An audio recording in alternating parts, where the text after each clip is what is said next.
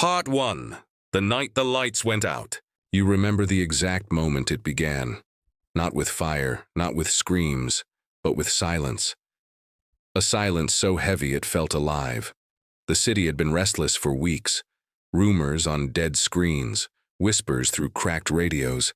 Something about the supply chain, about the grid, about antibiotics running dry.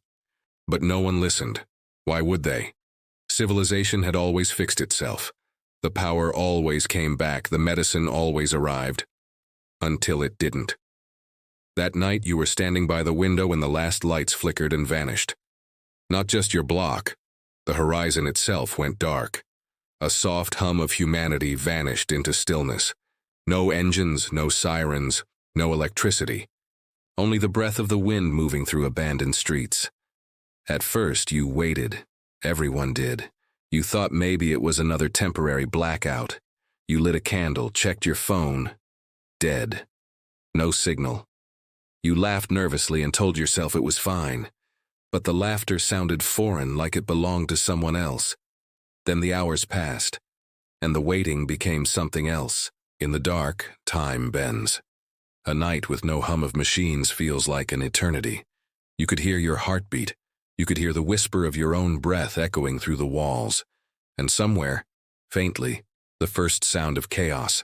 A bottle breaking, a distant shout.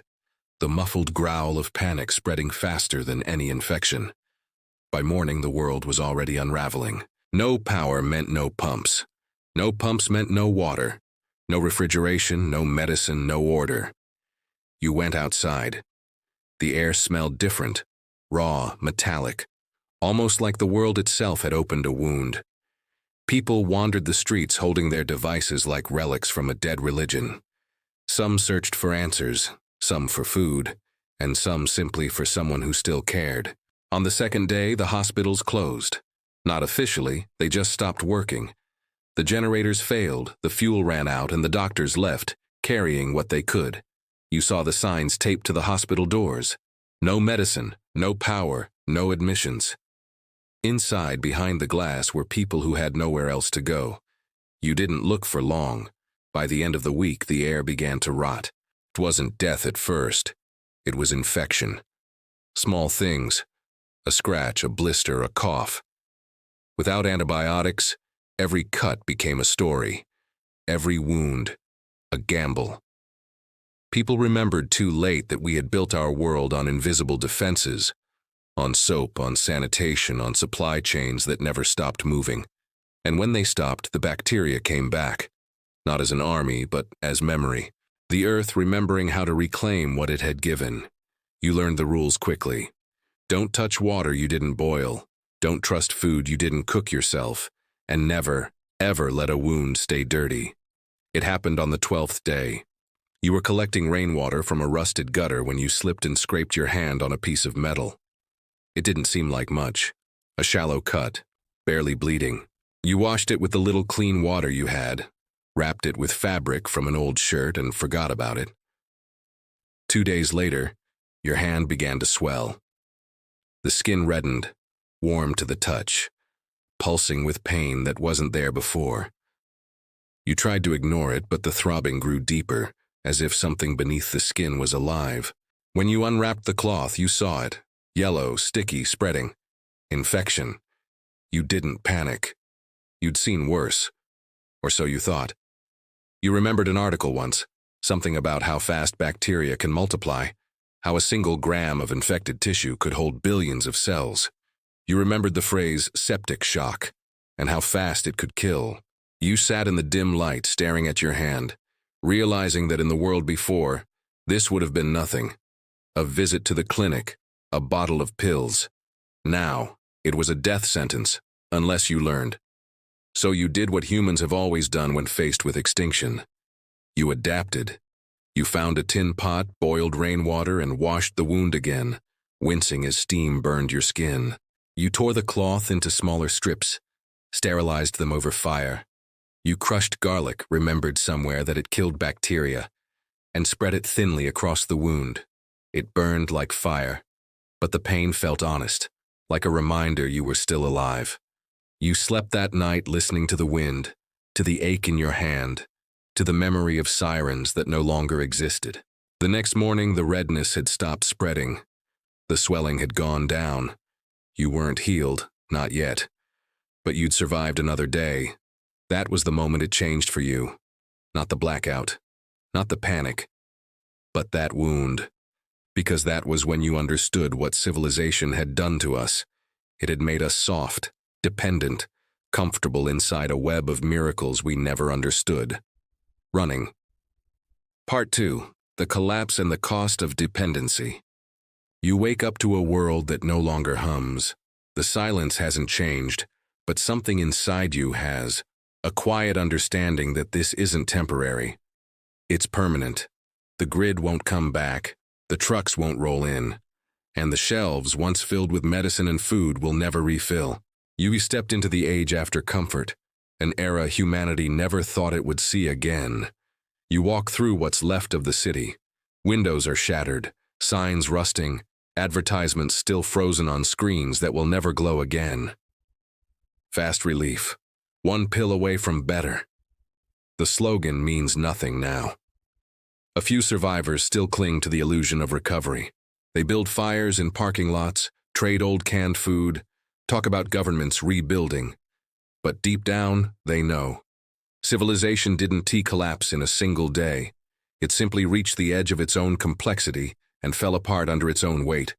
We were warned. Every scientist, every historian, every pandemic report, they all said the same thing. Our greatest threat isn't war or famine. It's dependency. Long before the blackout, the world was already fragile. Factories thousands of miles apart made the antibiotics you depended on. Logistics networks stretched like arteries across continents. One blockage, one failure, and the entire body would die. In 2023, when antibiotics started to lose effectiveness, few cared. Bacteria were evolving. Resistant strains spreading faster than research could keep up. Hospitals relied on last-resort drugs that barely worked. Every cut, every infection was a countdown. When the lights finally went out, hospitals became morgues. Not because of violence, but because without refrigeration, medicine spoiled. Without electricity, sterile rooms became breeding grounds. The world's miracle of medicine turned back into what it had been for 99% of human history. A gamble. You remember reading about the Great Blackout of 2003, when 50 million people across North America lost power for just 2 days. 2 days. In those 48 hours, hundreds of hospitals had to evacuate patients. Water pumps failed, communications collapsed, and food spoiled by the ton. That was just a glimpse, a warning the world ignored. Now imagine that blackout never ended. That's what this is. You realize something cruel. Civilization was never stable. It was only balanced on faith. We believed supply chains were infinite. We believed doctors would always be there. We believed infection was conquered forever. But the truth is, bacteria never stopped waiting. You find an old newspaper in the dust. Its pages brittle, its ink faded. The headline reads, "Superbugs Rising. Experts warn of post-antibiotic era." You run your fingers over the words, thinking about what they meant back then. Something distant, academic, almost science fiction. Now it's just life. Antibiotics were the invisible armor of humanity, the wall between a paper cut and death. The silent force that made surgery, childbirth, and survival possible. And we used them recklessly. Every cough, every flu, every slight fever. We demanded a pill. Farmers filled livestock feed with them. Factories dumped waste filled with bacterial gold mines into rivers. The microbes adapted faster than we could invent. And in the end, when the systems fell, they were already waiting. Ancient, patient, unstoppable. Now, infection is the new predator. You think about the numbers, not statistics, but stories.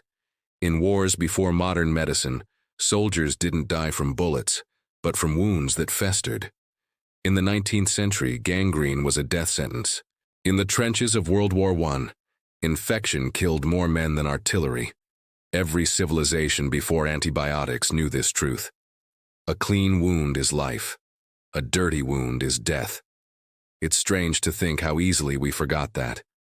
You travel now, not far, just enough to scavenge. The world feels ancient again. Without noise, you hear things you never noticed before. Wind through grass, insects in the soil, the quiet rhythm of decay and rebirth. You find an old pharmacy. Its glass door is cracked but still standing. Inside, shelves line the walls, bottles, boxes, dust. You pick one up. Amoxicillin. The capsules are clumped, discolored, dead. Medicine doesn't last forever.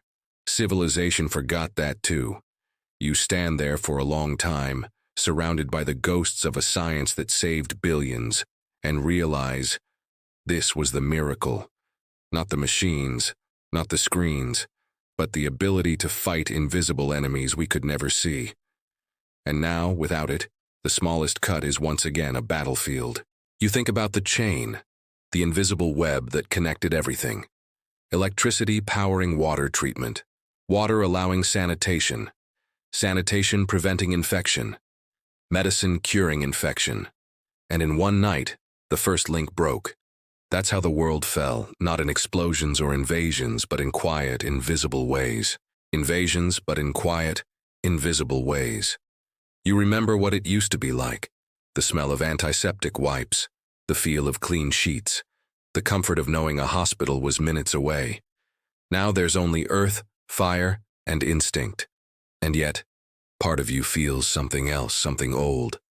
You're beginning to understand what survival used to mean. Not convenience, not comfort, but adaptation. You find an abandoned school, the walls covered in fading maps. You sit on the floor, tracing your finger over continents, remembering how medicine once united them.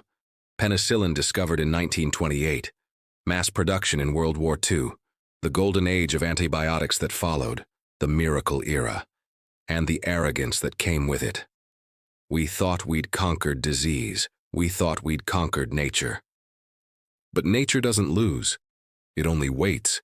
You look at your hand again, the cut has healed into a dark scar, your first lesson written on skin. That's when you begin to plan. You start writing down everything you know, everything you've learned. Because if the world is to begin again, someone has to remember. You tear pages from old notebooks, sketch diagrams, write lists, how to boil water, how to clean wounds, how to identify plants that heal. Your handwriting trembles, but your resolve does not. This isn't about surviving one wound anymore. It is about rebuilding the lost knowledge of humankind, the kind that existed long before labs and pills.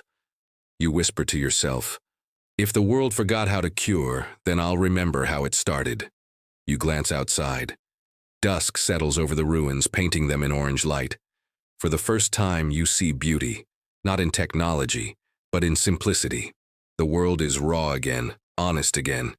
And within that honesty, you feel purpose, because now you understand. This collapse wasn't just the end of civilization. It was the beginning of truth, the realization that survival was never about control. It was about humility.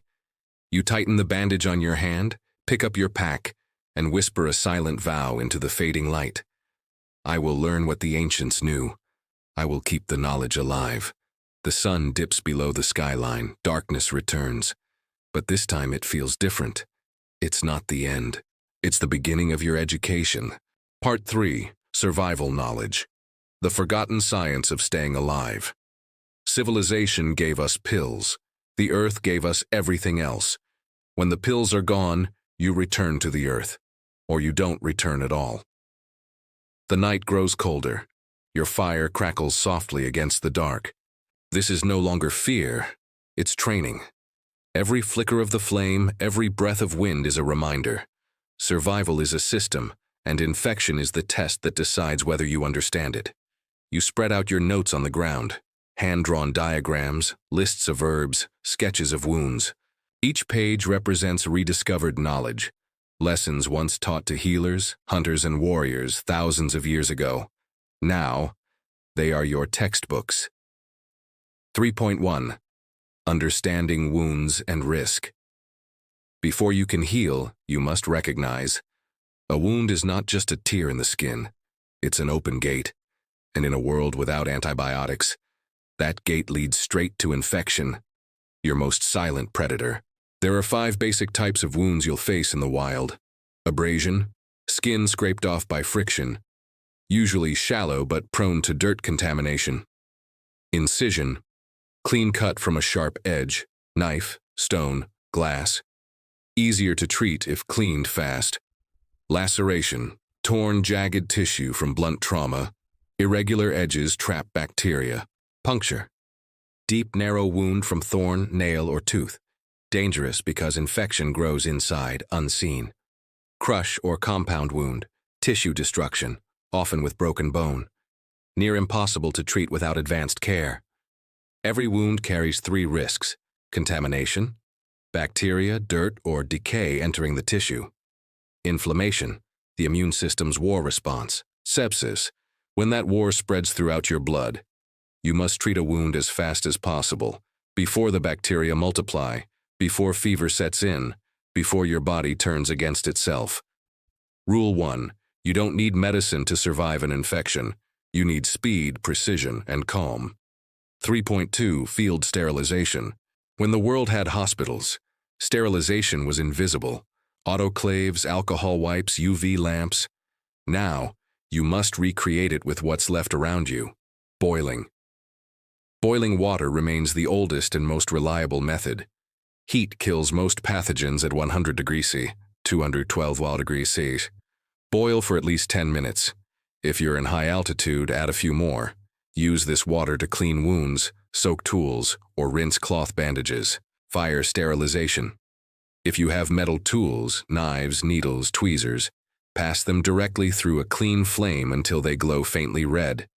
Let them cool naturally. Do not blow on them. Breath carries bacteria. Sunlight, UV. If you lack fire or fuel, spread cloths or bandages under direct sunlight for 2 to 4 hours. UV radiation from sunlight is a natural sterilizer. Ancient tribes used it long before laboratories confirmed it. Salt and vinegar. Salt water, strong brine, or natural vinegar from fermented fruit, both inhibit bacterial growth. You can create a makeshift sterilizer by boiling water with a handful of salt or mixing vinegar 1.1 with clean water. Soak cloth or wash surfaces with it. Smoke and resin. If in a forested area, burn pine, cedar, or juniper wood. Their smoke contains phenols, natural antiseptic compounds. Healers once used smoke to purify wounds and drive off insects. Rule 2. Sterility isn't about perfection. It is about removing what kills you faster than your body can repair itself. 3.3.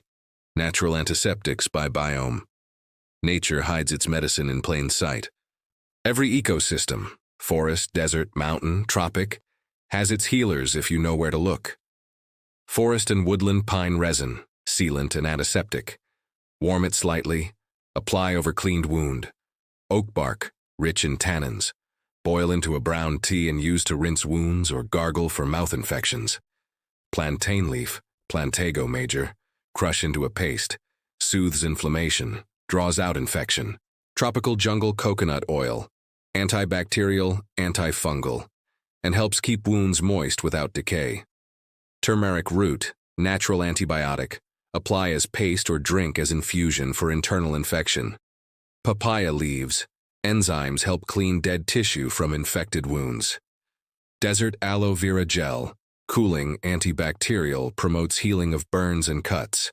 Creosote bush, desert plant with strong antimicrobial oils. Boil small amounts to make cleansing wash. Salt crusts, natural deposits near dry lakes, dissolve in water for wound rinse. Mountain, Arctic moss, sphagnum, naturally sterile, once used as bandage in World War I. Yarrow stops bleeding, reduces infection. Chew into paste or apply as poultice. Spruce resin, similar to pine, antibacterial and sealing. Rule 3. The medicine of the earth is not found in pharmacies.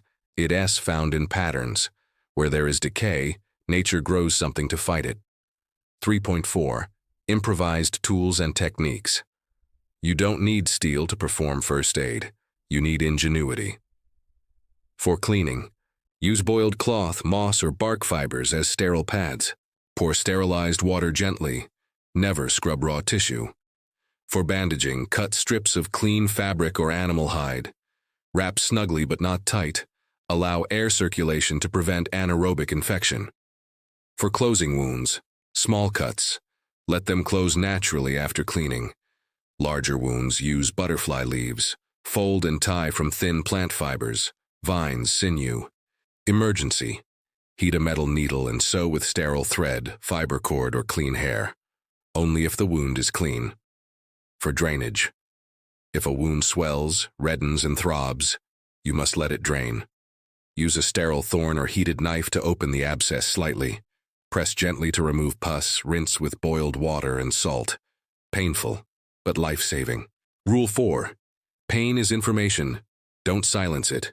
Interpret it. 3.5. Recognizing infection and escalation. Infection is not instant. It's a war that unfolds in stages. Recognizing them can save your life. Stage 1. Contamination, 0-6 hours. Dirt enters wound, no symptoms yet, clean immediately. Stage 2. Localized infection, 1-2 days. Redness, warmth, swelling, mild pain. Action. Clean again. Apply antiseptic, change bandages often. Stage 3. Abscess formation, 2 to 5 days. Throbbing pain, pus, bad odor, increased swelling. Action. Open, drain, disinfect. Keep covered but ventilated. Stage 4. Spreading infection, sepsis threat. Fever, chills, weakness, rapid heartbeat, red streaks moving up limb. Action. Rest, hydrate, apply hot compresses. Treat systemically with herbal antimicrobials. Stage 5. Sepsis, systemic infection. Confusion, low blood pressure, cold sweat, blue lips. Critical. Only survival chance. Fluids, warmth, and prayer. If untreated, death in hours. Rule 5. Infection whispers before it screams. If you listen early, you live. 3.6. Field treatments and natural remedies. When infection has begun but hasn't spread too far, your best weapons come from the earth itself.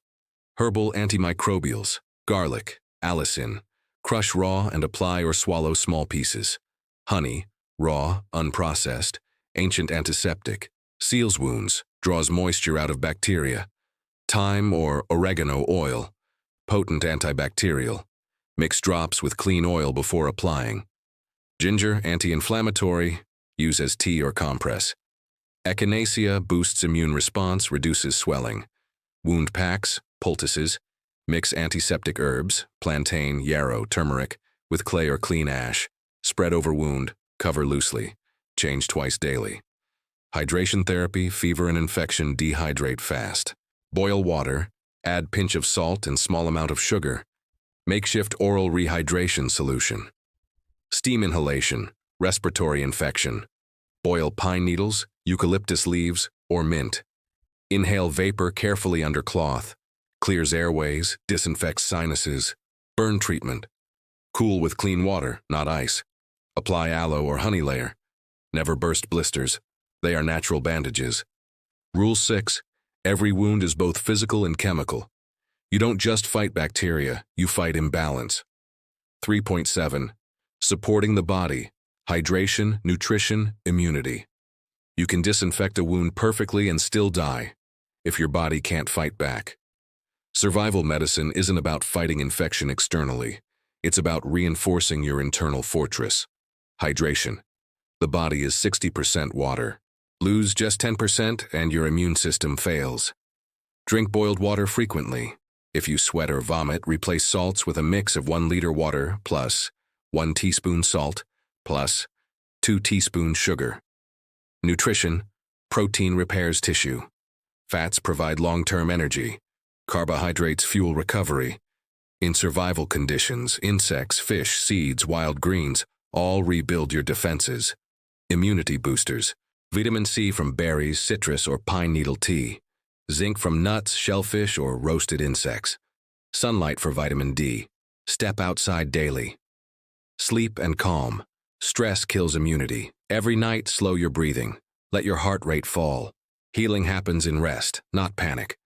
Rule 7. The most powerful medicine isn't a tea in a leaf or a bottle. It's in your blood, your calm, and your will to live. End of part 3. Survival knowledge. You stare into the fire again. The air feels different, lighter, purposeful. The fear that once paralyzed you now turns into focus. You're not helpless anymore. You're learning to replace dependency with understanding. The world may have forgotten the science of survival, but you haven't, and that makes you dangerous to extinction. Part 4. Realization. From fear to mastery. You wake before sunrise. The world is quiet again, the kind of quiet that feels earned, not given. The infection that once throbbed in your hand is now a scar, pink and sealed. It doesn't hurt anymore, but it reminds you. A memory carved into flesh. You step outside the shelter and feel the morning wind against your face. The air carries the faint scent of smoke and rain. For the first time in weeks, you breathe without flinching. The birds have returned. The insects hum again. The earth feels alive, and you realize you are too. You used to believe survival was about force, about strength, aggression, and weapons. You used to think danger was something you could fight with your hands. Now you understand. The real battle was never out there. It was inside you, between panic and patience, between dependency and discipline. You remember the first nights after the collapse, the chaos, the noise, the shouting, the desperate search for food and answers. People clung to the illusion that the old world would return if they just waited long enough. But it never did. Because it wasn't just the power grid that failed, it was the illusion of permanence. Civilization had made survival look effortless, so effortless that when it ended, most people forgot it ever required effort at all. They forgot that life, at its core, is not a service you receive. It's a contract you renew every single day with the universe. You eat, you drink, you adapt, you endure, or you vanish. You kneel beside a puddle and see your reflection ripple across the surface. Your face looks older, but your eyes, they look alive. There's something ancient there now, something unpolished and wild. You realize that you are no longer a product of the old world. You are something new, or maybe something very old, rediscovered. You think of how it all began, a blackout, a silence, a wound, and how that wound became a teacher. Pain taught you awareness. Infection taught you patience. Scarcity taught you gratitude. Each hardship was a message written in blood and fever. Adapt or die. You glance toward the horizon where the sun rises over the skeletal remains of the city. Steel towers once glittered there, symbols of progress, of control. Now they stand like fossils, monuments to arrogance. But you don't feel bitterness, only clarity. Those towers were never immortal. They were extensions of the same human impulse that drives you now, the will to shape the world into something survivable. Maybe civilization wasn't a failure after all. Maybe it was just an experiment, one that grew too comfortable, too insulated from consequence. And now, after it collapsed, something purer remains. You sip water from a tin cup. The taste is metallic, imperfect, real, and it hits you. You don't miss the taste of convenience anymore. You don't crave the hum of machines or the sterile glow of screens. You crave sunlight, warmth, the pulse of your heartbeat in rhythm with the wind. You've stopped surviving against nature. You've started surviving with it. The memory of infection still lingers, a story written into your immune system. But now it feels less like a curse and more like a conversation.